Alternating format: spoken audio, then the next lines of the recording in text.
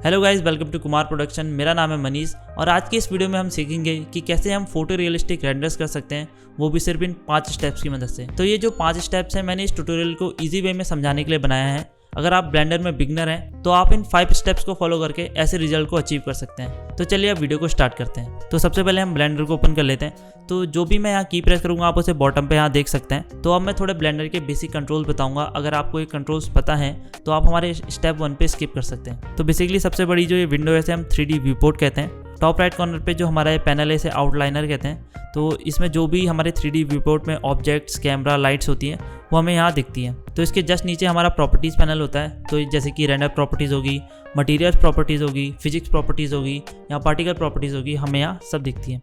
सबसे नीचे हमारी टाइमलाइन होती है। अब ब्लेंडर में आप किसी भी व्यू पोर्ट पे होवर करोगे तो उससे रिलेटेड आपको कुछ कमांड्स यहाँ नीचे दिख जाते हैं।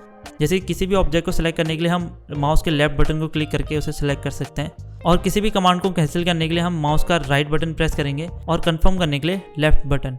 अब इसके बाद स्क्रॉल व्हील की मदद से हम जूम इन जूम आउट कर सकते हैं। मिडिल माउस बटन को होल्ड करके हम ऑर्बिट कर सकते हैं। अगर हमें किसी पर्टिकुलर ऑब्जेक्ट के अबाउट ऑर्बिट करना है तो उस ऑब्जेक्ट को सिलेक्ट कीजिए, फिर नंबर बैट पॉइंट प्रेस कीजिए और मिडिल माउस बटन को प्रेस करके हम उस ऑब्जेक्ट के अराउंड ऑर्बिट कर सकते हैं। अब इसके बाद हम shift plus middle mouse button की मदद से पैन कर सकते हैं। अगर किसी ऑब्जेक्ट को मूव करना है तो उस ऑब्जेक्ट को सिलेक्ट कीजिए, जी प्रेस कीजिए, जी फॉर ग्रैब, और फिर उसे आप मूव कर सकते हैं। रोटेट करने के लिए आर प्रेस कीजिए और स्केल करने के लिए एस प्रेस कीजिए। सेम चीज़ आप इन टूल्स की मदद से भी कर सकते हैं। किसी भी चीज़ को डिलीट करने के लिए एक्स या डिलीट प्रेस कीजिए और किसी भी कमांड को अंडू करने के लिए कंट्रोल जेड प्रेस कीजिए। अगर आपको कैमरा व्यू पे आना है तो नंबर पैड 0 प्रेस कीजिए और बाहर आना है तो नंबर पैड 0 दोबारा प्रेस कीजिए। अगर आपको एडिट मोड पे जाना है तो आप यहाँ टॉप से भी जा सकते हैं एडिट मोड में, या फिर आप टैब प्रेस करके भी एडिट मोड में जा सकते हैं। अगर आपको कोई ऑब्जेक्ट, कैमरा या लाइट सेट करनी है तो आप ऐड पे जाके यहाँ ऐड कर सकते हैं, या फिर इसका शॉर्टकट है शिफ्ट ए, यहाँ से आप कोई भी ऑब्जेक्ट ऐड कर सकते हैं। तो चलिए अब हमारे पहले स्टेप को स्टार्ट करते हैं, जो कि हमारा टेक्सचरिंग। तो टेक्सचरिंग के लिए सबसे पहले हम इन दोनों ऑब्जेक्ट को सिलेक्ट करेंगे और एक्स प्रेस करके इन्हें डिलीट कर लेंगे। अब शिफ्ट ए प्रेस करेंगे और एक प्लेन क्रिएट कर लेंगे। तो बेसिकली ये जो प्लेन है ये हमारा ग्राउंड होने वाला है। अब नेक्स्ट हमें एक टेक्सचर चाहिए जिसके लिए हम यूज़ करेंगे polyheaven.com। सो polyheaven में आपको फ्री टेक्सचर्स, HDRIs और 3D मॉडल्स मिल जाते हैं। तो आपको इसका लिंक डिस्क्रिप्शन बॉक्स में मिल जाएगा। अब इसके बाद आप एसेट्स पे आइए और टेक्सचर्स पे आइए। अब आपको जो भी टेक्सचर यहाँ से पसंद है उसे डाउनलोड कर लीजिए। तो मैं यहाँ को रॉकी ट्रेल ये टेक्सचर को डाउनलोड कर रहा हूँ। तो जब आप कोई भी चीज़ यहाँ से डाउनलोड करोगे तो आपको कुछ ऑप्शन मिलते हैं, जैसे कि 1K, 2K, 4K या 8K रेजोल्यूशन। तो अगर आपका सीन जो है वो क्लोजअप है जिसमें डिटेल्स दिखने वाली है तो आप 4K या 8K टेक्सचर को डाउनलोड कर सकते हैं, और जिसमें अगर आपकी डिटेल्स नहीं दिखने वाली है, वाइट शॉट है, तो आप 2K टेक्सचर भी डाउनलोड कर सकते हैं। यहाँ मैं 4K टेक्सचर को डाउनलोड कर रहा हूँ। तो जब आप इसे डाउनलोड कर लेंगे तो आपको एक जिप फाइल मिलेगी। जब आप उसे एक्सट्रैक्ट करेंगे तो आपको एक फोल्डर मिलेगा। तो उस फोल्डर के अंदर आपको 2 आइटम्स मिलेंगे, एक आपकी ब्लेंड फाइल और एक टेक्सचर्स नाम का फोल्डर। तो इस टेक्सचर नाम के फोल्डर में बेसिकली 4 इमेजेस होंगी और इसके साथ हमें एक ब्लेंड फाइल मिली है। तो बेसिकली इस ब्लेंड फाइल में पहले से ही मटेरियल जो होता है वो सेटअप होता है, तो हमें सिर्फ इस मटेरियल को अपने सीन में लगाना है। तो चलिए अपने सीन पर वापस जाते हैं। उस मटेरियल को यहाँ लगाने के लिए आप पहले फाइल पे जाइए, अपेंड पे जाइए और उस फोल्डर को लोकेट कीजिए जहाँ वो ब्लेंड फाइल है। तो उस फोल्डर को लोकेट कीजिए।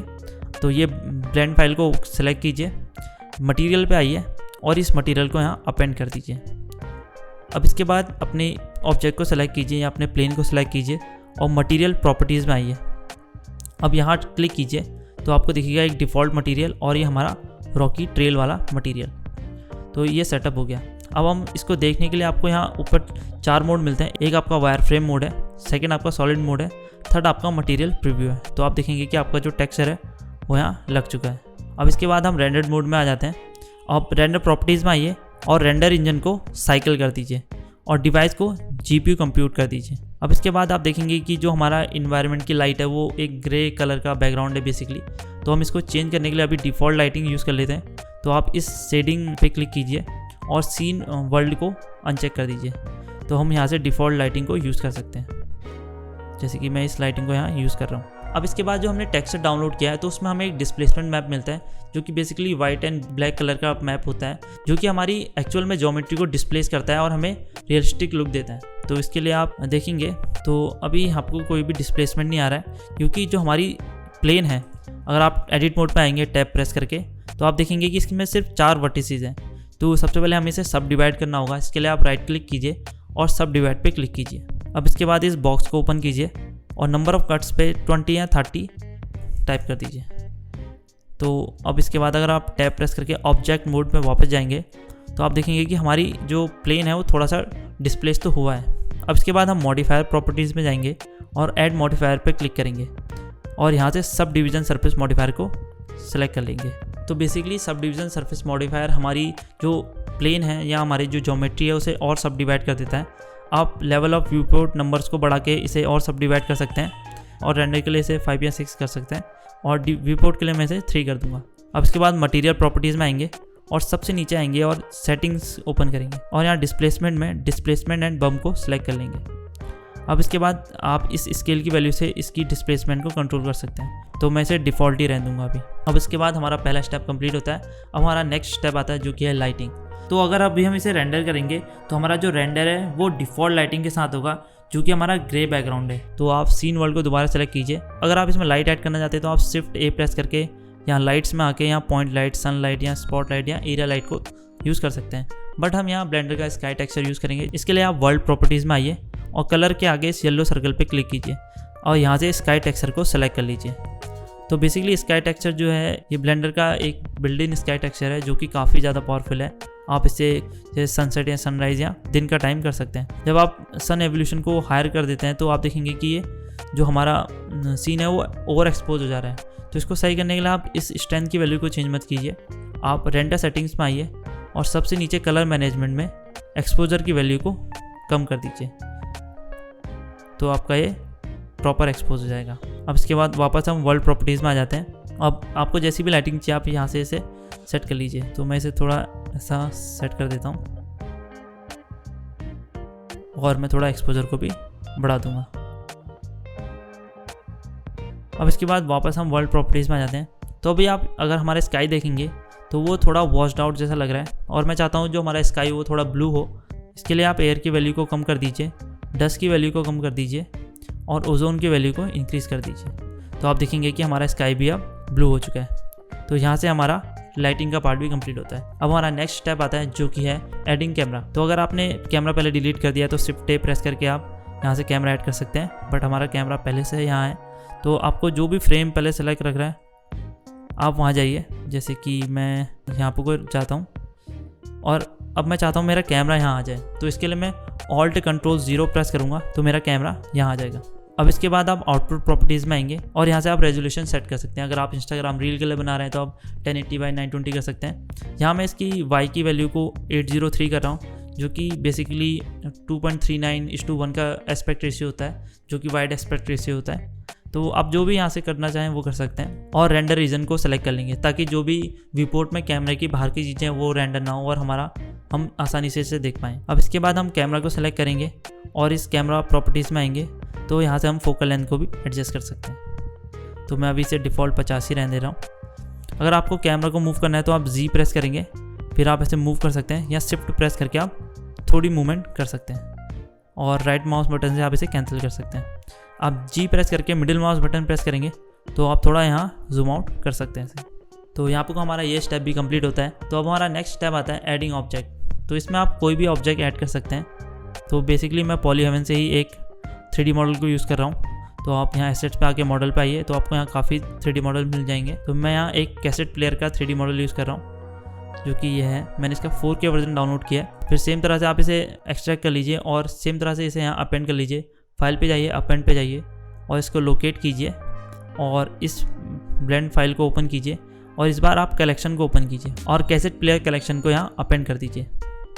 तो जब हमारा यहाँ मॉडल अपेंड हो जाएगा तो आप देखेंगे तो मैं अभी प्लेन और कैमरा को हाइड कर दे रहा हूँ। तो ये 2 पार्ट्स में आया, जैसे कि एक हमारा कैसेट प्लेयर है और दूसरा हमारा टेप है। तो मैं चाहता हूँ ये दोनों साथ में मूव करें। तो इसके लिए मैं सबसे पहले कैसेट प्लेयर वाला कलेक्शन को सेलेक्ट करूँगा, फिर शिफ्ट ए प्रेस करके एक एम्प्टी ऐड करूँगा। तो बेसिकली मैं इस एम्प्टी के साथ इन दोनों ऑब्जेक्ट को पेरेंट कर दूंगा ताकि मैं इस एम्प्टी को मूव करके इन्हें भी मूव कर सकूँ। तो बेसिकली कंट्रोल प्रेस करके आप आउटलाइनर से पहले दोनों ऑब्जेक्ट को सेलेक्ट कीजिए और एंड में एम्प्टी को सेलेक्ट कीजिए, फिर कंट्रोल P प्रेस कीजिए और ऑब्जेक्ट की ट्रांसफॉर्म पे क्लिक कीजिए। तो अब आप देखेंगे कि हमारा ऑब्जेक्ट हमारे एम्प्टी के साथ मूव कर रहा है। अब 0 प्रेस करके वापस कैमरा व्यू पे आ जाइए, प्लेन और कैमरा को अनहाइड कर देंगे। अब मैं चाहता हूँ ये यहाँ आ जाए तो इसके लिए मैं G प्रेस करूँगा और इसे मूव करूँगा, पर देखेंगे कि ये Z डायरेक्शन में भी मूव कर रहा है। तो इसकी Z डायरेक्शन में मूवमेंट को रोकने के लिए शिफ्ट Z प्रेस करेंगे तो अब ये सिर्फ XY प्लेन पे मूव करेगा और इसे हम यहाँ ले आएंगे। अब इसके बाद आप रोटेट टूल को सेलेक्ट कीजिए और इसको रोटेट कर लीजिए जैसे भी आप रोटेट करना चाहते हैं। थोड़ा मैं इसे स्केल करके छोटा भी कर लूँगा। अब आप इसे रेंडर्ड मोड में जाके भी सेटअप कर लीजिए। तो ये सही लग रहा है। 0 प्रेस करके वापस आएंगे। तो अब हम इसमें डेप्थ ऑफ फील्ड ऐड करेंगे। तो इसके लिए आप अपने कैमरा को सेलेक्ट कीजिए, कैमरा प्रॉपर्टीज़ में आइए और नीचे डेप्थ ऑफ फील्ड के आइकन को सेलेक्ट कर लीजिए। तो अब आप देखेंगे सब कुछ ब्लर हो गया है। इसके लिए हमें एक फोकस ऑब्जेक्ट चाहिए होगा। तो इस आई ड्रॉपर को सेलेक्ट कीजिए और इस एम्प्टी को सेलेक्ट कर लीजिए। तो अब आप देखेंगे कि बैकग्राउंड में थोड़ा सा ब्लर ऐड हो गया है। तो एफ स्टॉप की वैल्यू को हम चेंज करके ब्लर अमाउंट को चेंज कर सकते हैं। मतलब जितनी ज़्यादा ये वैल्यू होगी उतना कम ब्लर मिलेगा। तो मैं इसे करीबन 5 कर देता हूँ। तो अब हमारा लास्ट स्टेप आता है जो कि है रेंडरिंग का। तो अब हम पहले सॉलिड मोड में वापस आ जाते हैं। अब रेंडर प्रॉपर्टीज़ में जाएंगे और मैक्सिमम सैंपल को यहाँ अभी के लिए 10 कर देंगे। बाद में हम फाइनल में इसको इंक्रीज़ कर देंगे। अब इसके बाद आप रेंडर पे जाइए और रेंडर एनिमेशन पे क्लिक कर दीजिए। तो ये रेंडर होना स्टार्ट हो जाएगा। तो अप्रॉक्सीमेटली 14 सेकेंड के बाद मेरा रेंडर कंप्लीट हो गया है और ये काफ़ी अच्छा लग रहा है। अब इसके बाद अगर आप रेंडरिंग में जाएंगे, रेंडर प्रॉपर्टीज़ में जाएंगे और सबसे नीचे कलर मैनेजमेंट में जाएंगे तो यहाँ से आप एक्सपोजर सेट कर सकते हैं। अगर आपको इसको कॉन्ट्रास्टी बनाना है तो आप लुक पे जाके हाई कॉन्ट्रास्ट को सिलेक्ट कर सकते हैं। अब इसके बाद हम सैंपल को बढ़ा दीजिए। मैं आपको 128 सैंपल में से रेंडर कर रहा हूँ और रेंडर एनिमेशन पे फिर क्लिक कीजिए। सो अप्रॉक्सीमेटली 27 सेकंड बाद मेरा रेंडर कंप्लीट हो गया और ये काफ़ी अच्छा लग रहा है। आप हमें कमेंट बॉक्स में बता सकते हैं कि रेंडर कैसा लग रहा है और सिंपली आप इस टेक्सचर को पॉलीहेवन के और टेक्सचर के साथ रिप्लेस करके भी और ऐसे ही रेंडर्स बना सकते हैं। सो उम्मीद है आपको वीडियो पसंद आई होगी। अगर आपको वीडियो पसंद आई है तो वीडियो को लाइक करें, शेयर करें और कमेंट करें और ऐसी ही वीडियोस देखते रहने के लिए हमारे यूट्यूब चैनल को सब्सक्राइब करें। सो मिलेंगे आपसे अगली वीडियो के साथ, तब तक के लिए बाय बाय।